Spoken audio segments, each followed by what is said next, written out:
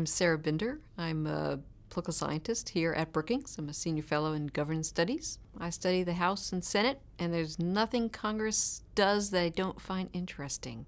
Sometimes exciting, sometimes appalling, but always interesting.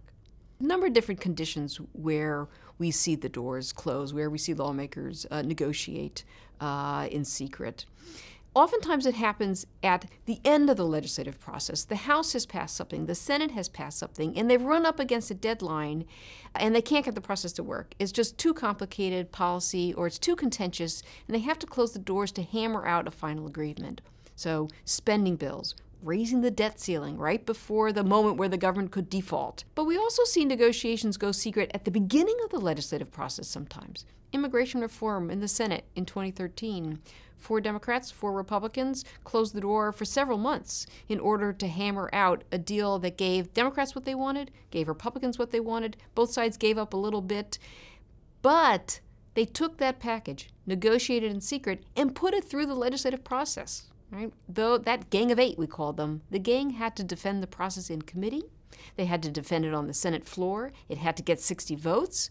That was an episode where going behind closed doors generated a package that could then be defended and amended along the way in public.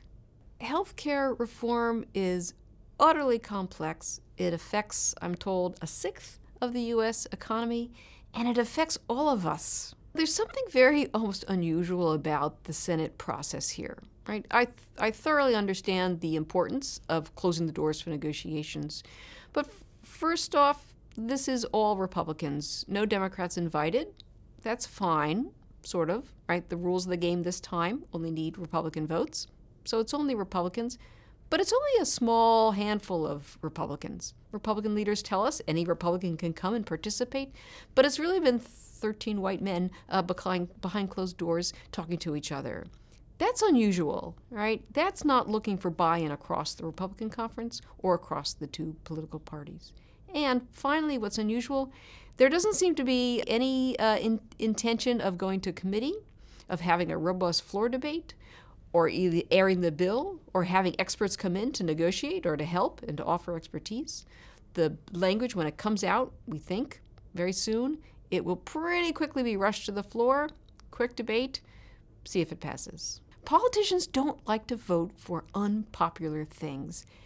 And by most metrics, this looks like an awfully unpopular legislative package. And one can't help but think that part of the Republican strategy is to rush this through with very little public exposure. In part, don't give them any toeholds, the Democrats or other opponents. Don't give them a toehold to attack the package because they don't know what's in it. So one possibility here, this is how Republicans deal with an unpopular bill. Another possibility, we really don't know, is Mitch McConnell, Majority Leader. He really wants this off the plate. He wants to move on to tax reform, an area where Republicans are far more comfortable. But according to technical rules, and given that they've promised this to Republican voters, it has to be dealt with. And I think Republicans would like to do it quickly and with little exposure as possible.